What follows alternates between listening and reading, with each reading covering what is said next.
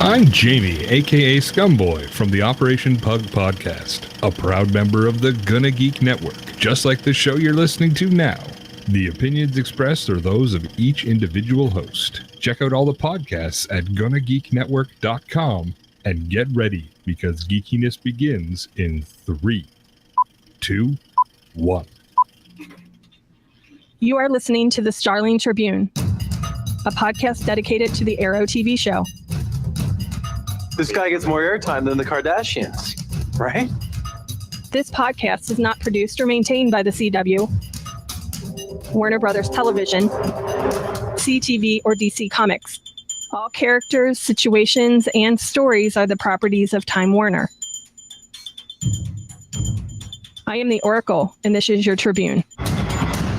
Welcome back to Earth 2's favorite newspaper, the Starling Tribune. I am the chief editor this week. My name is Stargate Pioneer, but everybody calls me SP. And your reporters for this special episode number 161 of the Starling Tribune are Chris. Just admit it. My brain saved the day. No, I will never, ever admit that, Chris. And Michelle. You all look like you're going to a Renaissance fair. What do you got against a Renaissance fair, Michelle? Well, they're dusty. The one I went to was dusty, and you had to wait 30 minutes to get a turkey leg, and it just wasn't pleasant.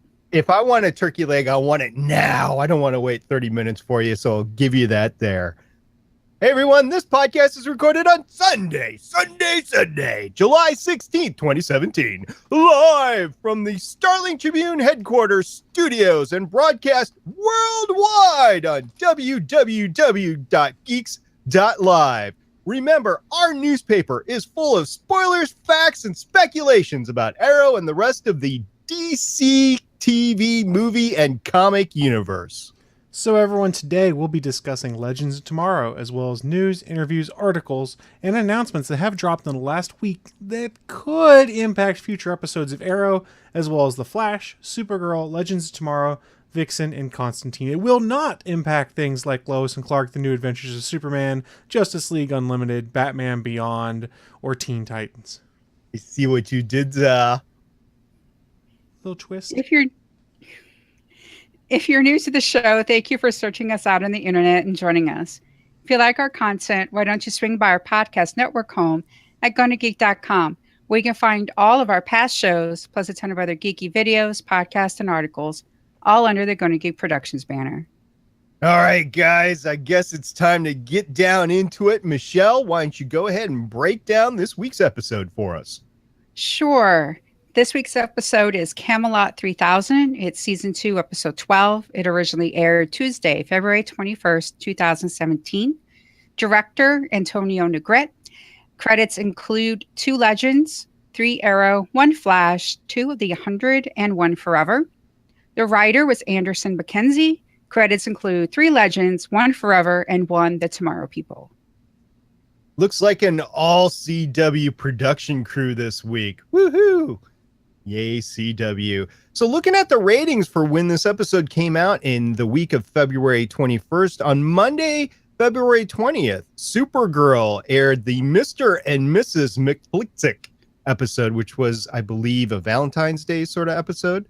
It had a live rating of 2.24 with a live plus DVR of 3.54. On Tuesday, The Flash aired the 13th episode of their season with a live rating of 2.78, which is a little low for Flash, but the live plus DVR bumped it up to 4.75, and it was the attack on Gorilla City. And I remember there was a large speedster team up for that one too, which was really cool. On Wednesday, the 22nd of February, Arrow aired The Sin Eater to a live rating of 1.54 and a live plus DVR of 2.46, which isn't bad, but the live rating really hurts. And on Tuesday, of course, the 21st of February, Legends of Tomorrow aired to a live rating, which beat out Arrow on Wednesday with 1.64, and a live plus DVR rating, which also beat out Arrow at 2.70. So all of a sudden, Legends of Tomorrow is climbing up that ratings chain for the CW with Camelot /3000. So moving on into Camelot /3000, what are the plots, the themes? What's the big things about the characters? Let's start with the overall theme. Michelle, what do you got for us? Well, they went to the year 3000 to find a piece of the spear from Dr. Midnight. And then they went to Camelot to find a piece of the spear with Stargirl. Yeah, this was not their most creative show title, that's for sure, this week. Okay, so the 3000, especially with the Detroit 3000, that reminded me, I don't know how, but it reminded me of RoboCop and the Sucks 6000. I don't know why, but I guess it was Detroit in 3000. Michelle, have you ever watched the RoboCop, the original RoboCop? Yes. You remember the Sucks 6000? Yeah, vaguely. I'm going to admit I haven't watched it in a while, but I believe I know what you're talking about. Yeah, so we had the Sucks. Okay, I got a question for everybody. Sucks 6000 versus the Wave Runner. Michelle, which one wins? The Wave Runner. Are you sure? You sure it gets better gas mileage? Well, I think the Wave Rider would always win. So I don't know that it uses gas. Yeah, it would use whatever quantum dark star thingy. Nuclear fission fusion device from the year 6000 AD. That could be worse for the universe than gasoline is to our environment. You know, like we have big, huge ice shelves that are just breaking off of Antarctica. They could have whole portions of galaxies just break off from the universe and go into, I don't know what. Okay, look, the Time Masters were jerks, but I don't think they were such big jerks to like ruin the universe ecosystem that way. Maybe. Who knows? I mean, they were kind of dicks. It's true. And I was surprised in this episode where Rip Hunter went into the future to talk to Dr. Midnight. And Dr. Midnight reminded him of the Time Masters and they suck. And I wanted Rip to say, well, they don't exist anymore. But he didn't. So I wonder if the Time Masters are still around. Maybe in some weird shape or form. I mean, there could be some remnant ones that are still floating around. Could be. Well, the reason why we're going to all these places is that Rip is trying to find the spear. And there are 2 portions of the spear that are left out there. And I did not catch on that the entire leftover of the Justice League of America's team had portions of the spear scattered throughout time. And this episode reminded me of that because I had forgotten. Yeah, we learned that we learned that there was a final mission for the JSA, and it happened in 1956. We learned from Stargirl that Rip comes along and it's like, we have to take this spear, we have to protect reality, and he ends up, they end up breaking it, and then he gets part of it, and then Stargirl and Dr. Midnight get part of it. It was a clever way to, hide it and to make sure it never come into contact, 3000 AD and 507. That's Was it 507 or was it 570 AD? 507 AD. I thought it was 507, but I'm not sure. Yeah, I thought it was 570. I guess I was dyslexic on the treadmill as I was watching it. I was also having problems, by the way, watching this because my second PS3 went down. So all of a sudden I started troubleshooting because I didn't think it was the PS3's, although it still could be, because I went to my old first generation Fire Stick and I was able to watch it through Netflix that way. So I don't know. We'll see what the trouble is. And I will report next time on what kind of troubleshooting that I have partaken.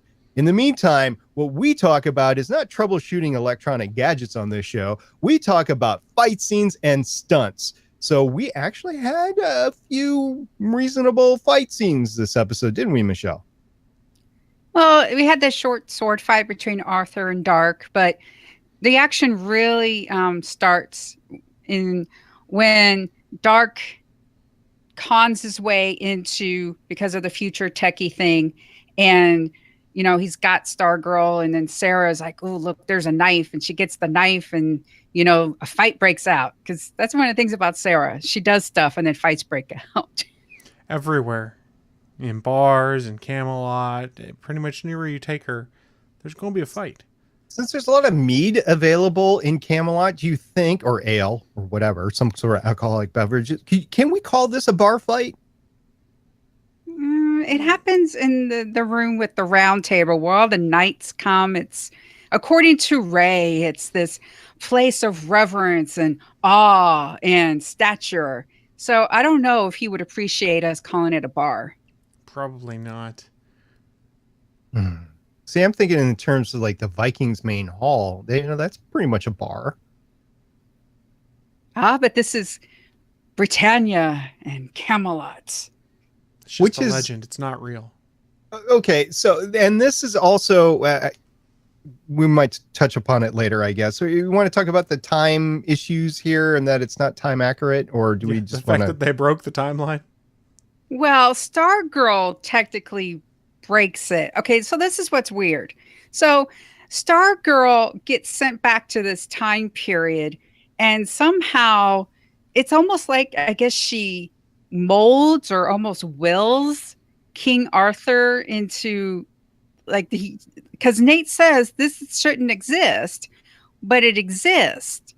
So did Stargirl just find like a village or something, because she's Merlin, and then groom certain people to build Camelot and to populate Camelot, and therefore her creating the legendary place influences the surrounding area, and then the legend comes down for Ray to read it, and then because he read it, then he goes back, he helps strengthen the legend.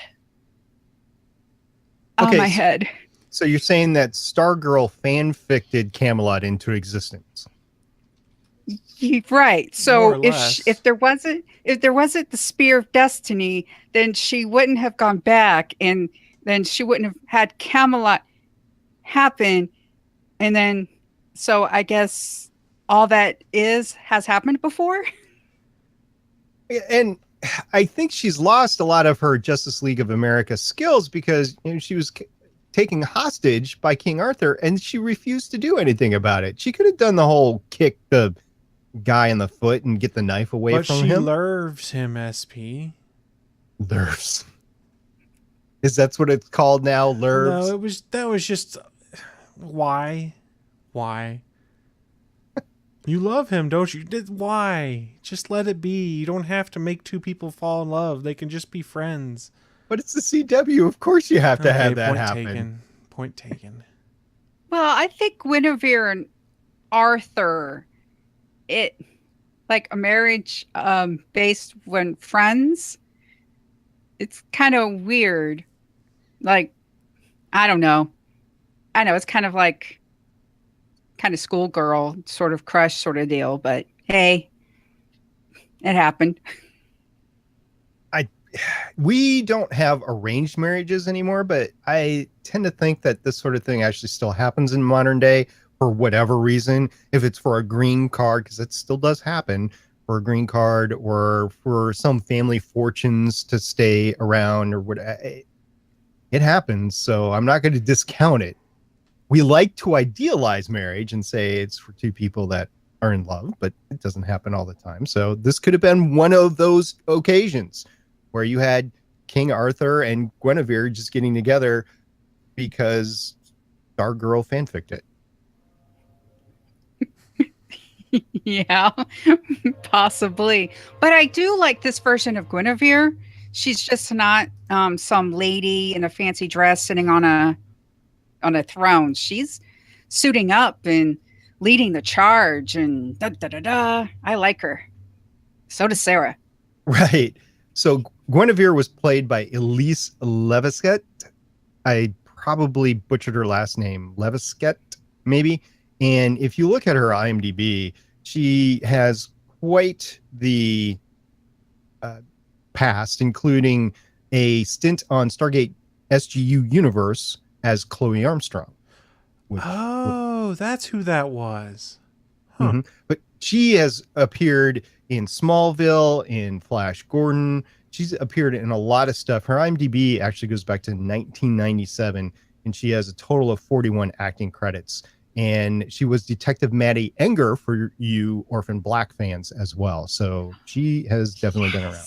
Yes. Oh my God, that is right. Oh my gosh, she is so vicious on Orphan Black. It's so weird to see her.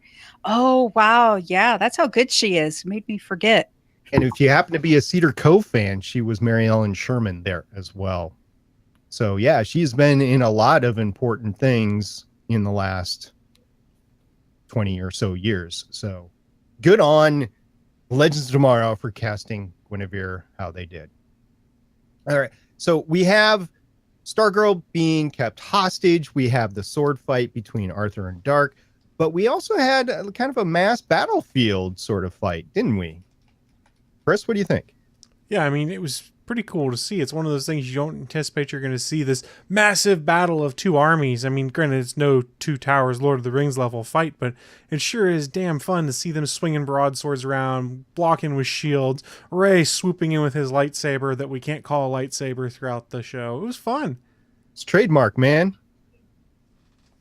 Yeah, it was a good fight. Horses and mud, and I know what's really weird is I know this aired before Wonder Woman came out, but Ray does that shield maneuver that we see in Wonder Woman.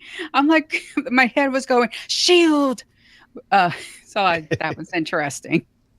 It was. That was one of the great parts about Wonder Woman. And I wonder which filmed first, because I would have to think that Wonder Woman filmed it first and then it was reused in Legends of Tomorrow just by the production schedule for the movie. Well, I mean, it might have filmed first, but I doubt they had any idea what Legends was going to do or vice versa. I doubt there's much crossover between the staff on the movie and the show. For the stunt people? Yeah. Right. All right. TV is a completely different world than movies in a lot of these cases. Well, looked good anyway. So that's the fights. That's the time periods that we're in. So let's move on to the characters. And let's start with the captain of the Wave Rider. And we're not talking about Rip Hunter. We will never talk about Rip Hunter as the captain of the Wave Rider again. Let's talk about Captain Lance. You mean Lance a lot? Works for me. It's interesting because Vixen was upset. Let's use the word upset at Sarah because she is like, you could have taken Rip because in the last episode, Jackson could have shot him in the leg and they could have, brought him aboard the Wave Rider, but instead they've let him go and Vixen's upset about that. And, Vixen is that whole, tactics, the mission before anything else. And Sarah's like, no, let's do team before tactics. So it's interesting to watch their leadership styles clash in this episode. Indeed. Would you call a Vixen a leader? Not per se. It's not like she's the team leader of either the JSA or the Legends, but I think she might have some experience from her JSA days in leading like squads, for lack of a better term, when they break the team up into separate groups and things like that. Hadn't thought about that. Leading teams of lesser capable individuals. Let's see. I think Sarah did an okay job. She's got a lot working against her. I think her desire to save Rip is way up there because a lot of people idolize Rip, and she definitely idolizes Rip. Learned everything about leading a team from him. And I think that desire is going to hurt them next episode. We've already seen it, but I mean, how do you, when the first time you watch this and you see Rip in the holding cell at the end, you're like, of course, he knows the ship in and out. Something's going to happen. He's, he's not going to stay in that cell forever. So you just knew that it wasn't going to be good. I thought she was going to knock him out the first time I saw it and put him in the med bay and find out what's wrong with his head. She didn't. She just stuck him in the brig. Yeah. I don't know if they had time to start doing medical evaluations on Rip at that point. It was, we need to move on. Yeah, that there were two moments where Sarah kind of lost her way this episode. One was when, like, she tried to be stern and leave because they get the part of the spear and they're ready to leave, but then Ray is all geeking out and wanting to fight what's right, and she's, thinking about still leaving. And then Vixen was like, "No, follow your gut." And then Sarah just locking Rip up in there, and even before that final moment happens, I'm like going, Sarah, what are you thinking? Like, he can say things. Gideon is voice activated. Why isn't he gagged? Or you silence Gideon's voice commands, one of the two. No, because there was that one episode where he's playing cat and mouse with Jax, and he's like, I know every single inch of this ship, and I would imagine he would know every single piece of programming. Unless you could basically be like, Gideon, you don't take any commands out of the brig or something like that. But even then, Captain Hunter's authority is probably hard-coded into Gideon, for lack of a better term. Yeah, so we'll leave that discussion for next time. But I at the time, as I saw this the first time, I thought that was a mistake. And as it turns out, it probably is. So they should have straight up knocked him out as soon as they had him on the ship. There's sedatives at the very least. So with that, we didn't really have a chance to rate Sarah as a captain last time because, quite frankly, we all forgot about it. But we're going to bring that back. We're going to rate Sarah Lance on a scale of 1 to 10. And Chris, we're going to start with you. She had some tactical lapses and kind of flip-flopped on her opinion at one point. I'll give it a 6.5. All right. Michelle, what do you think? I pretty much agree with Chris. She should have known that they're going to go after Ray no matter what. So I was a 6. 6 and 6.5. I will go 7 just because she rocked her outfit so well. Fair enough. I mean, but she should have known based off of how much Ray was loving this time in Camelot back in this time that he's not going to listen. So she should have dragged his happy butt back on the ship instead of being like, okay, Steele's got this, no problem. No, you're the captain. He's going to listen to you. And if he doesn't, you're also a badass former assassin. You can just knock his dumb ass out and carry him back to the ship. Right. And also it was kind of weak what happened inside the command area. I don't even know what to call it because it's not like a bridge or a cockpit or anything. It's kind of an open grate room area where the control stick that has 2 directional controls on it is. But I felt that was weak as well. The mutiny against her, I thought that she could have handled that better as well. But well, that's a common trait on this show is people mutiny against the captain. Look how much it happened to Rip in season 1. We don't like what you said. Rah, rah, rah, rah, rah, rah. But he deserved it. Sometimes. Yeah, there were times where he did deserve it. Yes. There was a lot of times where he didn't deserve it. All right. So if you can think of anything about rating Sarah Lance as we go ahead and bring it up. But we're going to move on to Sir Raymond of the Palms. Michelle, what about Sir Raymond? Oh my gosh. I thought Ray geeking out with George Lucas was I thought he can't geek out any more than that. Oh no, I was wrong because I guess 12-year-old Ray read all the King Arthur stuff and like this was like uber geeking out. And he was like the knights and he knew all the people and he's like, that's the chair of the what and here's the sword of the yada and he's talking in like the dialect, oh prithee this or and such. I mean, it was just like, wow.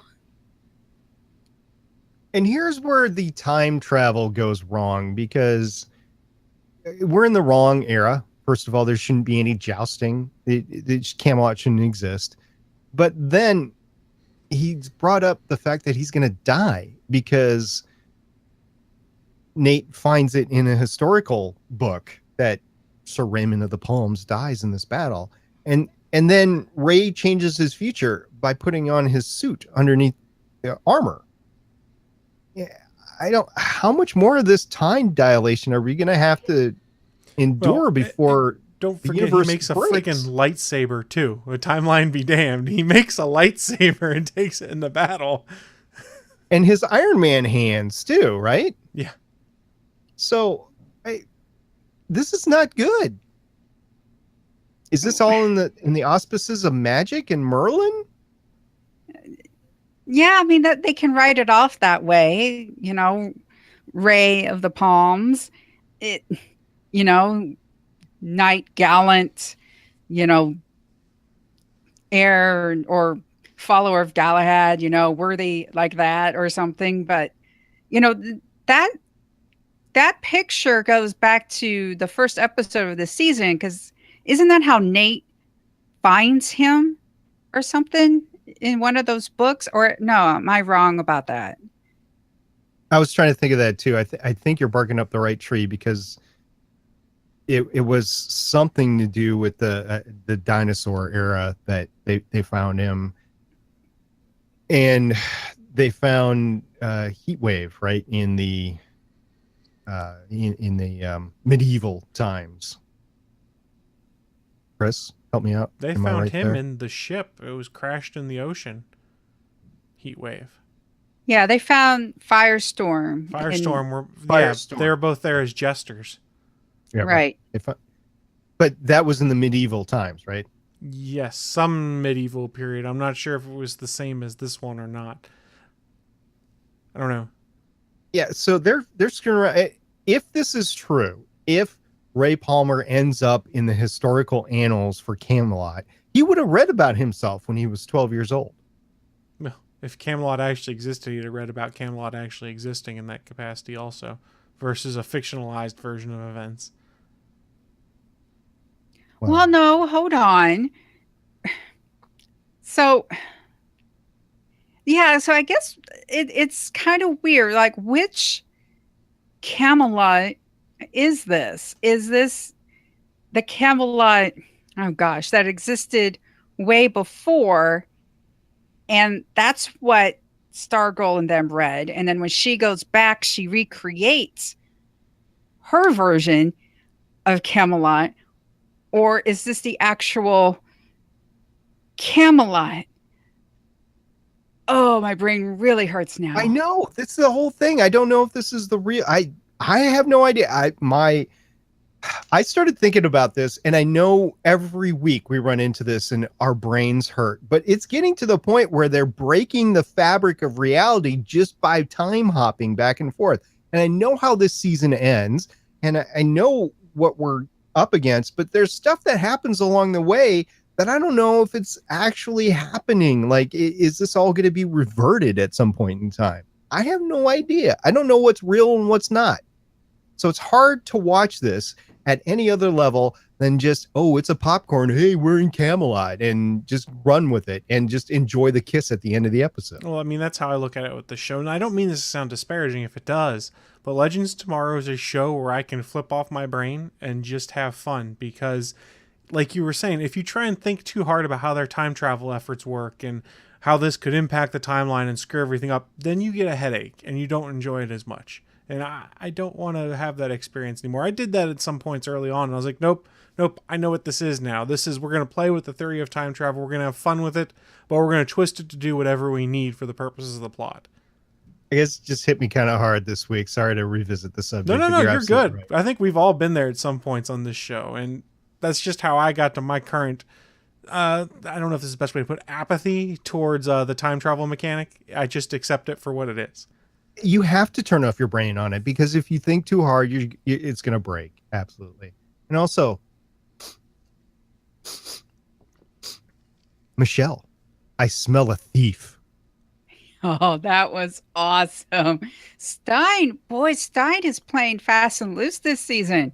First, he has a a time aberration of a daughter, and then he steals future tech from Dr. Midnight. And I love that scene. Roy is just like, oh, what did you do? What did you do? What did you do? Yeah, it was really fun. And apparently he can sniff out other thieves, which I guess is a play on words, but I don't think thieves actually smell. Maybe they do. Maybe there's a pheromone thing that happens. I don't know. Hey, they know their own kind. That's how I look at it.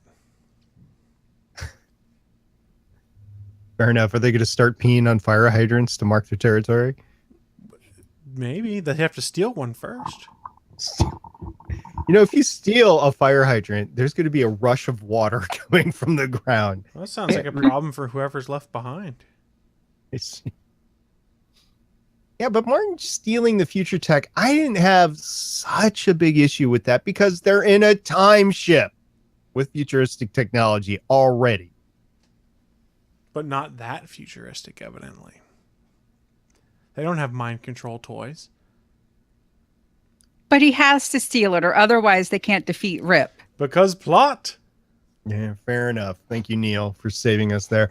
So it was interesting, and we've talked about this, and I've been waiting for this episode because we've been talking about this all season long about Mick Rory's brain, and his intelligent quotient is probably higher, or just intellectual will is higher than we all have been giving him credit for.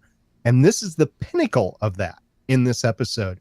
Kind of a downhill spiral from here, but this is where he gets to say he's the big brain. He's able to control everybody's minds and, quite frankly, knock out an entire network of mind control. That is pretty rad from Mick. I was glad to see that progression up till this episode.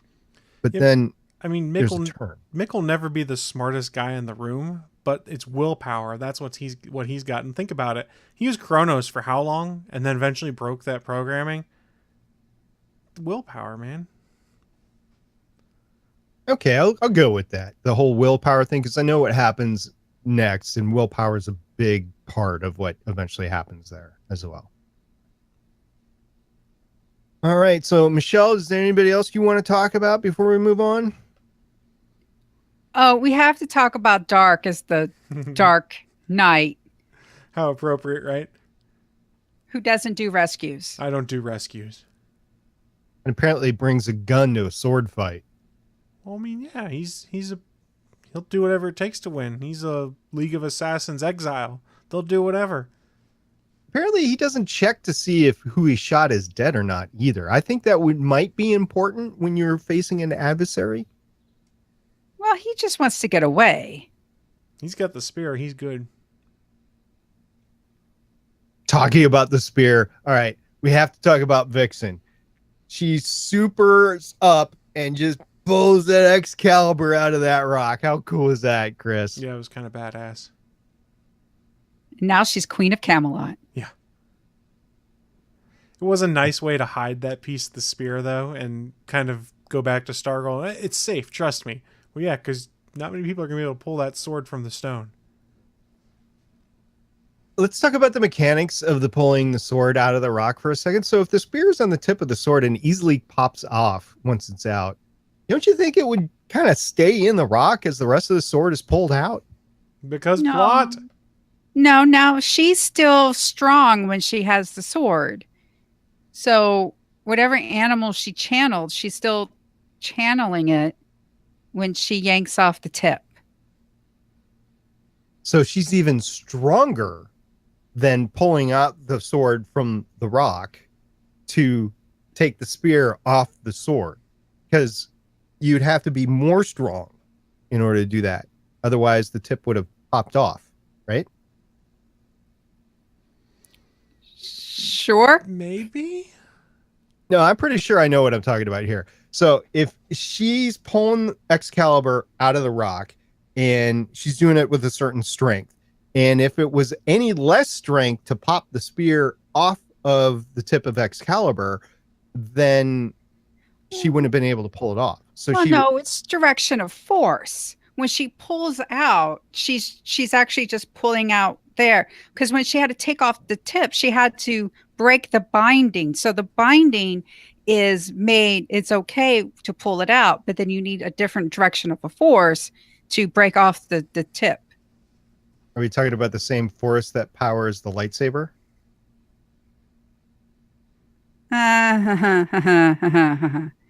Do what I did there? Yeah. Yeah. All right. Anyway. Anyone else you need to talk about, Chris? I think I'm good. Michelle? I'm good. I am also good. So that is it for this week's discussion of Camelot /3000. We will continue our rewatch next time of Legends of Tomorrow with another episode, aren't we, Michelle? Yes, next episode is Land of the Lost, Season 2, Episode 13. It originally aired Tuesday, March 7th, 2017. The legends are left 70 million years in the past when Rip causes the Wave Rider to crash after his capture. Director, Ralph Hemmecker, and writers Kito Shimizu and Ray Utarnichit. I believe the writers are definitely CW veterans. I'm not sure about the director. I can't remember if the director's directed before. Well, we'll find out next time. Meantime, it's time to go back to the Starling Tribune newsroom.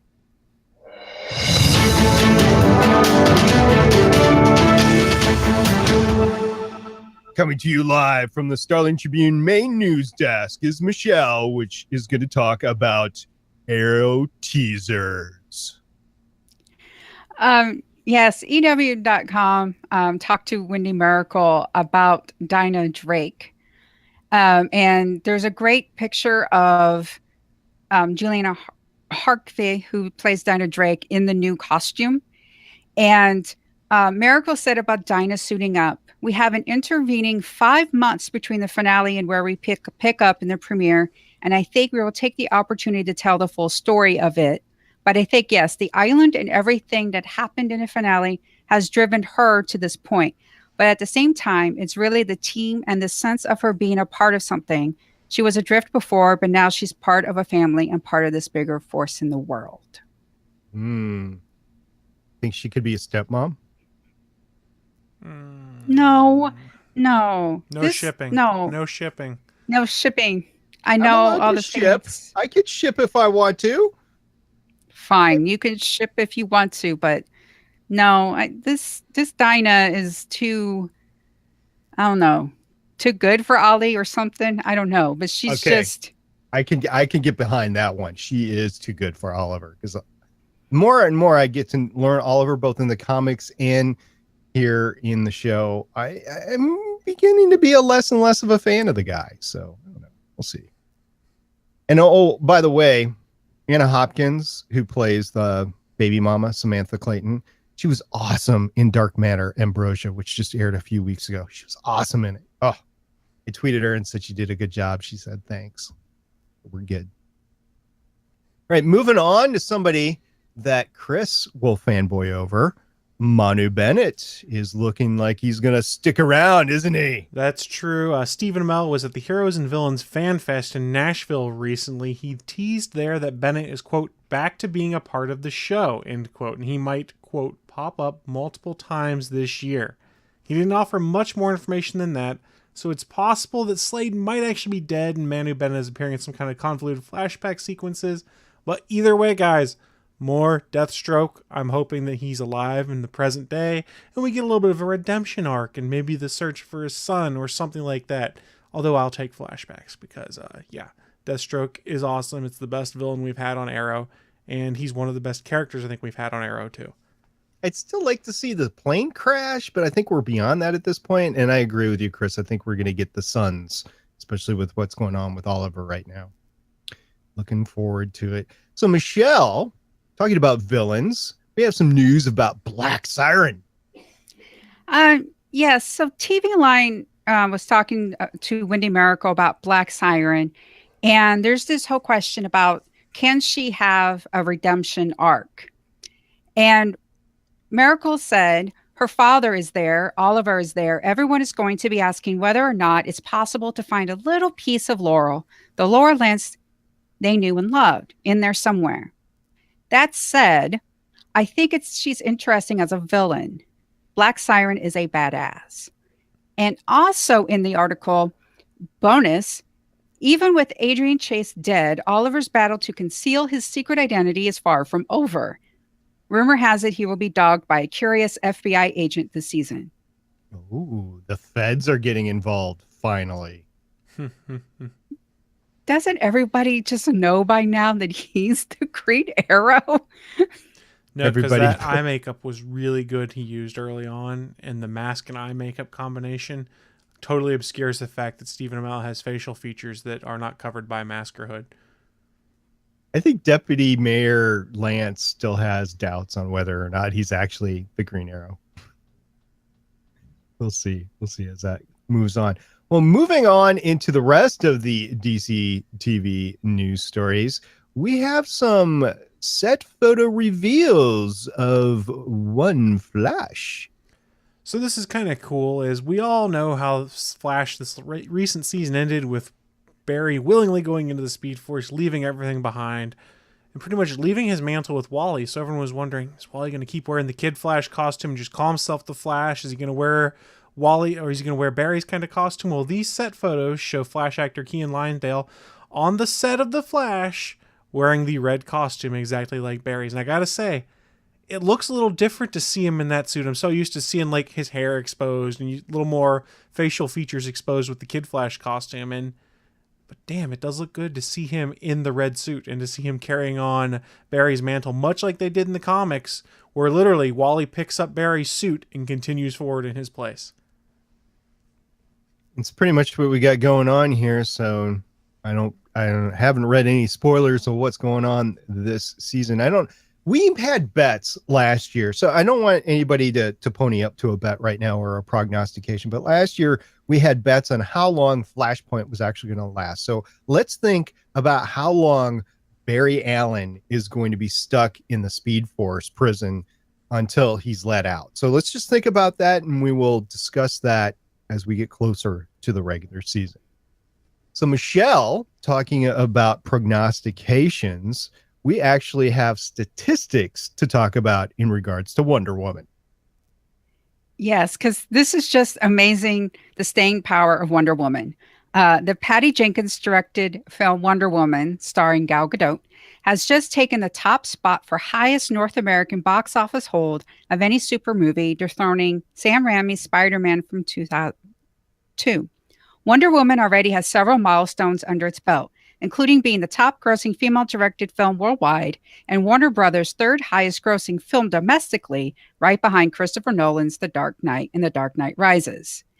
And it was really cute. Ryan Reynolds congratulated Wonder Woman. He has like this Daredevil, his Deadpool suit with the little Wonder Woman. He's made the little heart. Congratulating the team on the success of the movie. So that's awesome. And Ryan actually has some ground to stand on because, he was Green Lantern. So he was a DC character in the past. We don't talk about that anymore, SP. I could talk about that because I enjoyed the movie. Oh. Whoa. Okay, look, I could forgive you for liking episode 1 of Star Wars. But man, I'm not. Well, think of it Teach this his way. own. If Green Lantern is your favorite DC character, it's a decent movie, especially if you don't know anything about the true backstory.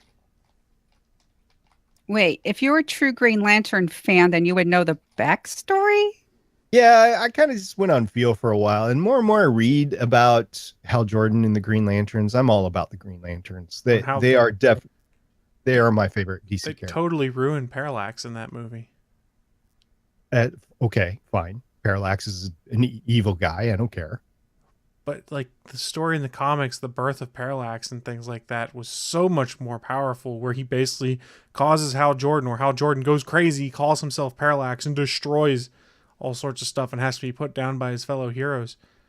They got greedy with that one. It's the typical DC and Sony Pictures move that happens, is they're about to be successful and they get greedy and want to spin 6,000 different things off of it. Yeah, that's fair enough. It was my gateway drug, so I like it. You can't take that away from me. We won't. won't. We won't. And the comics are phenomenal. Both the Green Lanterns, the Justice League comics. I know some people have issues with that, but the Hal Jordan and the Green Lantern Corps, great comic runs going on right now in the DC Rebirth. And I'm just glad to be able to read them and get caught up with some things. And talking about origins, there's some deep origins of the rings that they're discussing. And I don't know if it was ever been written before or not, but it's really nice how this is all coming together for the Green Lanterns in the Rebirth universe. But congratulations to Wonder Woman. Unfortunately, Michelle, we ran a little poll over on a sister show on the GonnaGeek.com network, Legends of S.H.I.E.L.D. on the Twitter account, and the poll's not over yet. However, the poll pitted 4 comic book movies of 2017, the first 4, Logan, Guardians of the Galaxy 2, Wonder Woman, and Spider-Man Homecoming. This poll came out a week after Spider-Man Homecoming was released. 36 votes to date. Now, Wonder Woman did not disappoint, but has not won. They only have 25% of the vote. Guardians of the Galaxy 2 currently leads with 39%. Logan is next with 19%, and then Spider-Man Homecoming at 17%. So that's just where it's where it's at. Sorry. Money doesn't lie. No, they're all good. They're all good. But, Wonder Woman is still my favorite. Guardians of the Galaxy 2 was amazing. But, for sentimental reasons, Wonder Woman is going to be, it's probably going to be my favorite movie of the year. I'm sorry to other movies, but it just, it just pleased me on so many levels, made me happy. So see, Michelle, I thought you were going to shoot back with, well, but of course Guardians of the Galaxy 2 was winning SP because it's on a Marvel comic book show Twitter account, not a DC. If it was on DC, it would win. See, that's where I thought you were going to go. Well, I actually retweeted it from the Starling Tribune Twitter account. So there's some DC fans who are having access to it as well. But, yay for Guardians. I automatically discounted it when our friendly neighborhood Spider-Man was in a distant 4th place. And if you want to hear all about Spider-Man Homecoming, you can listen to Chris and the Legends of S.H.I.E.L.D. gals over on Legends of S.H.I.E.L.D. episode number 188 when it comes out later. All right, talking about other podcasts on the GonnaGeek.com network. Chris, we are part of a geeky group network of podcasts, aren't we? That's right, SP. The Starling Tribune is in fact part of a network of podcasts on the GonnaGeek Network, which you can find over at GonnaGeekNetwork.com. And each week, we want to highlight one specific show, kind of give you guys a little bit of a taste and be like, hey, if you like this show, maybe you should go check out this other one. I want to talk to you guys about episode 199 of the official GonnaGeek.com show entitled Justin Robert Young Interview / Indie PopCon Recap. This episode, the crew interviews the infamous Justin Robert Young, aka Jury, about his Action News Kickstarter. GonnaGeek's Michelle Ely also co-hosts to recap her experience at Indie PopCon. And you can find the GonnaGeek.com show and many other ones over at GonnaGeek.com. Tell them the Starling Tribune sent you, because we like to send people over that way. But guys, thank you so much to everyone who did watch live and participate in the chat room over on Geeks.live. Also, a big thank you to anyone who downloads and replays either the podcast or the video version of the show. Please don't forget you can find all of that stuff over on GonnaGeek, all of our stuff on the YouTube channel. YouTube.com/GonnaGeek. And tell all the other listeners that they can join us live on Sundays, 3 p.m. Pacific, 6 p.m. Eastern. That is our new home on www.geeks.live. And don't forget to rate, review, and subscribe. We're looking for those 5-star reviews on iTunes, which we will talk about one that we just got next show. We're really excited about that. You can find all of our contact information on the GonnaGeek Network at GonnaGeekNetwork.com, where you can check out our forums and other shows. If you want to share your thoughts, head on over to our Facebook page, send in a tweet, or call us at 612-888-CAVE. That's 612-888-2283. Great episode, guys. That wraps it up for another week. Any last words before we sign off? At Stargate Pioneer. Hashtag trademarked. At the Chris Farrell. Hashtag big brain. And I am at Michelle Ely, signing off with hashtag Sarah Loves Queens. Oracle, I think we're done here. This was the Starling Tribune.